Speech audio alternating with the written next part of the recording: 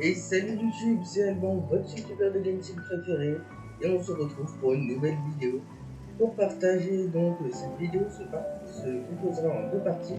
Une partie pour vous parler d'une news que j'ai eue aujourd'hui sur Genshin qui va peut-être pouvoir vous plaire.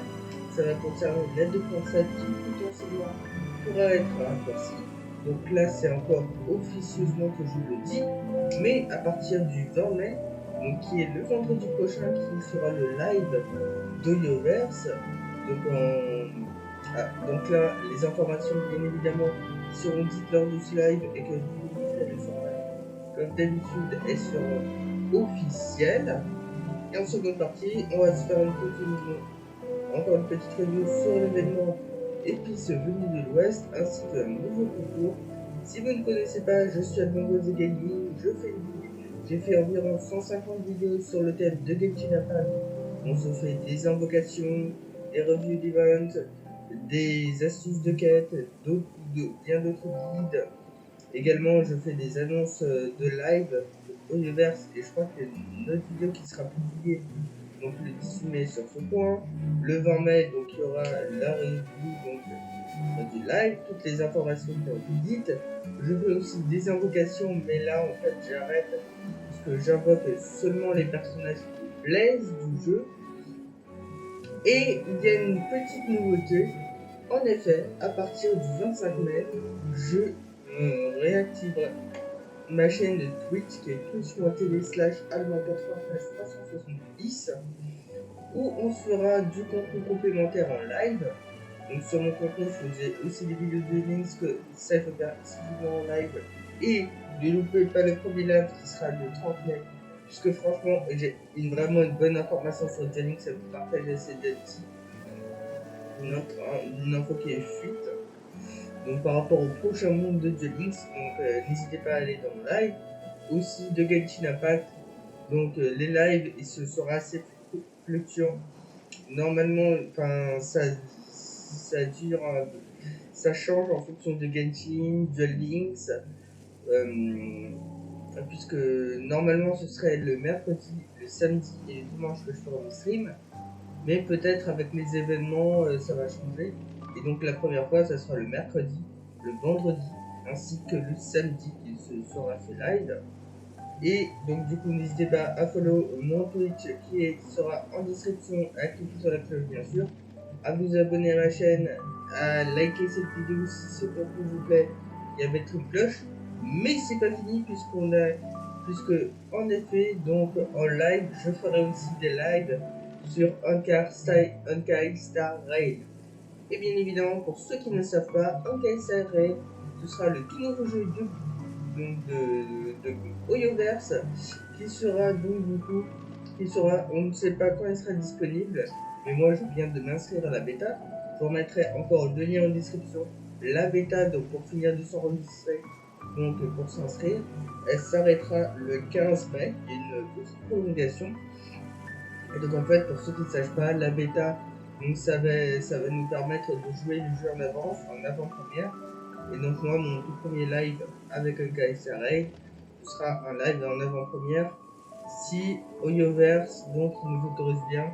Je crois que normalement il n'y avait pas de souci puisque la première fois, avant que donc ça devienne Oyoverse, c'était YoYo et ils avaient accepté que certains youtubeurs donc ils streament les bêtas et donc évidemment donc si j'ai l'autorisation pour stream la bêta de Honkai Star Rail, évidemment ce sera disponible, la rediff sera disponible de ce live sur cette chaîne YouTube bien évidemment.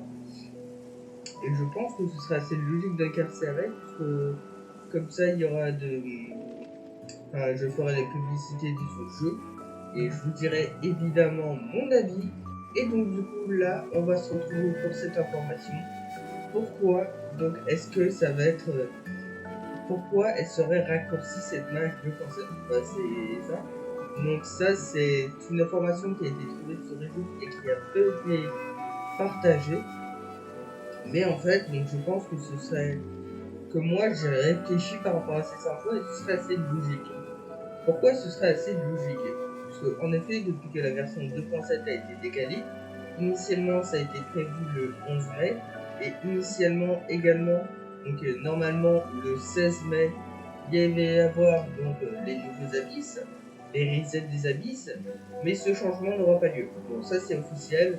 Comment j'ai trouvé, c'est que en fait, dans la partie annonce du jeu de Genshin quand vous connectez, vous avez ces informations que les abysses ne changeront pas. Si tout arrive les abysses de la 2.6, il y aura également un retard donc sur les abysses.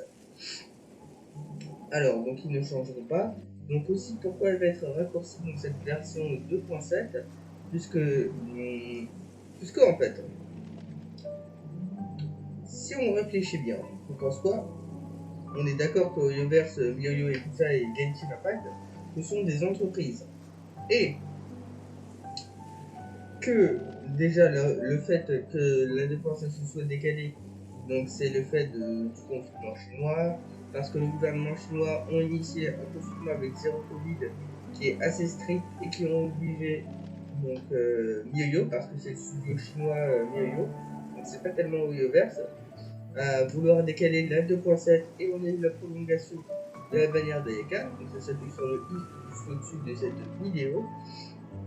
Et donc du coup, bah en fait, en fait ça a été décalé. Et donc du coup, il devrait y avoir beaucoup plus une déception assez grande, malgré le fait que ce n'est pas de leur faute, des joueurs. Et donc du coup, pour que YoYo ait la satisfaction des joueurs, bah en fait, ce serait assez... donc il raccourcirait donc cette mise à jour, la mise à jour 2.7. Ça également, c'est notre information officieusement, c'est par rapport aux dates des events. Normalement, le prochain event Eclipse de l'Ouest, que je posterai évidemment une vidéo demain. Donc pour faire un petit peu la review de l'event, pour vous la présenter. Tout ça, un nouvel event, merveilleuse marchandise, parce que c'est encore un event qu'on a déjà eu et vous commencez à avoir assez des events qu'on a déjà eu. Donc c'est pour ça que je ne suis pas posté. Mais donc du coup, avec les épices, cet event se terminerait le 7 juin. Normalement, potentiellement le 8 juin, on aura la nouvelle version 2.7 qui arrivera sur Genshin. Mais ça, on ne sait pas, c'est peut-être le 8 juin, peut-être un autre jour. Et donc normalement, d'après mes calculs, sans report de mise à jour, la 2.8 serait le 22 juin. Et donc en fait, du 8 juin jusqu'au 22 juin, il y aurait à peu près 28 jours qui se séparent, donc pour la version 2.7. Et comme ça, les joueurs, ils n'auraient pas à attendre, ils n'auraient pas de temps mort comme on avait pour chaque mise à jour, parce qu'après le live, on avait chaque fois des temps morts. Et comme ça, MioYo, il conserverait un peu de planning, mais ça, ce n'est pas sûr du tout. Et aussi, donc, une autre information que j'avais vue sur un informateur fiable, cette fois-ci qui était sur Twitter, qui disait que l'expérience de Battle Pass serait à 600. Parce qu'en fait, l'expérience de Battle Pass, c'est un mécanisme sur Genshin Impact qu'on augmente donc en faisant quête quotidienne du jeu, boss hebdomadaire pour avoir les batailles d'élévation de personnages, en dépensant des résines avec le donjon, en farmant les minerais du jeu. Donc les boss hebdomadaires, aussi les boss du monde, aussi les boss électro, l'ammonie, etc. Donc du coup, ça vraiment c'est différents éléments qu'on peut avoir des phases de bataille, ainsi que chaque jour on peut l'augmenter. Aussi en faisant les réputations du jeu, donc on peut également augmenter notre passe de bataille. Et donc là, vu qu'il avait 100, donc ça va être assez rapide d'augmenter le pass de bataille. On pourrait avoir des leçons de zéro, des minerais, ainsi que des moras et des pierres de la Disney, ainsi que donc, si vous êtes free to play. Et donc du coup après ça, on passera directement à la 2.8. Et la 2.8, ce serait la hype. Ce serait la hype, puisqu'en 2.8, il y aurait de fortes chances pour qu'il y ait Kazuha. Il y aurait aussi le skin, donc selon les informations. Donc le skin de Fischl, le skin de Diluc, la suite du lore, donc de l'histoire avec notre cher petit Scaramouche, on va apprendre davantage de choses pour lui de la suite de l'event des Acerevanus, que je ferai également en contenu puisque c'est pas un rerun, donc là ce serait bien la suite de cet event, la nouvelle île temporaire, donc l'archipel archipel de la pomme dorée. On aurait plein de nouveaux trucs à faire. On aurait aussi le retour de Yomi tant entendu, le retour de Clé, Kazuha bien évidemment, les abysses qui seront adaptés avec Kazuha qui va permettre de booster la dispersion ainsi que de booster les bonus des dégâts péro des personnages de 75%. Potentiellement également un nouveau personnage qui apparaîtrait sur Genshin Impact qui serait Eizu, un personnage 4 étoiles animaux. Donc ça, bien évidemment, également ça va être hype. Mais aussi, encore une autre question, c'est si, bien sûr, la 2.7, donc elle est raccourcie. Donc, comment ça va s'organiser au niveau des bannières? Donc, si cette 2.7 serait raccourcie, elle serait à 28 jours. Donc, on va dire que ce sera pas près divisé par 2 parce que normalement c'est 42 jours, ce serait 28 jours. Alors, en fait, ce serait comme d'hab, c'est-à-dire que les 14 les 14 premiers jours, on aurait la première moitié avec les bannières de Yelan ainsi que Xiao. Petit rappel, Yelan est un personnage de 4 étoiles et hydro, dont la compétence alimentaire va lui permettre de s'avancer, ainsi que son déchaînement alimentaire va permettre de faire des attaques coordonnées à l'image de Xingqiu, ainsi que Xiao est un lancier 5 étoiles Anemo qui lui va permettre de faire des dégâts complémentaires en faisant son petit kangourou jack comme on l'appelle, avec son déchaînement et pour faire des dégâts en avançant directement tout droit. Ensuite, en seconde moitié, on aurait donc les 14 derniers jours Aratakito qui a un DPS géo qui va permettre de faire des dégâts avec donc qui manie une épée à deux mains, sa compétence élémentaire un peu buffle, qui peut faire des dégâts et à chaque compétence élémentaire des déchaînements élémentaires, il va obtenir des stacks et en consommant ces stacks, on va pouvoir booster ses dégâts d'attaque normale. Et on aurait aussi un nouveau personnage, ça c'est un nouveau type de personnage, un personnage 4 stars électro-épéiste qui serait Cookie Shinobu. Donc Cookie Shinobu va permettre, avec sa compétence élémentaire, en fonction de ses PV d'en sacrifier pour booster donc du coup les PV de vos personnages. Donc ce serait le premier soigneur électro nouveau de Genshin Impact, bien évidemment. Et aussi comme nouvel ajout qui va être assez incroyable sur cette version 2.7, donc en fait on aurait l'ajout donc sur votre nouveau personnage une fonctionnalité qui va vous permettre de dire quel set former pour quel personnage, quelle aptitude principale, quelle statistique principale de cet artefact formé pour ce personnage, ainsi que les aptitudes recommandées pour le personnage. Bien entendu, j'attends de vos retours en commentaire donc, sur cette 2.7. C'est si parce que là, encore une fois, on n'a aucune information. Ah oui, j'ai oublié de vous le dire, quand la 2.7 commencera, évidemment, donc on va la découvrir ensemble et ça se passera sur mon Twitch, bien évidemment.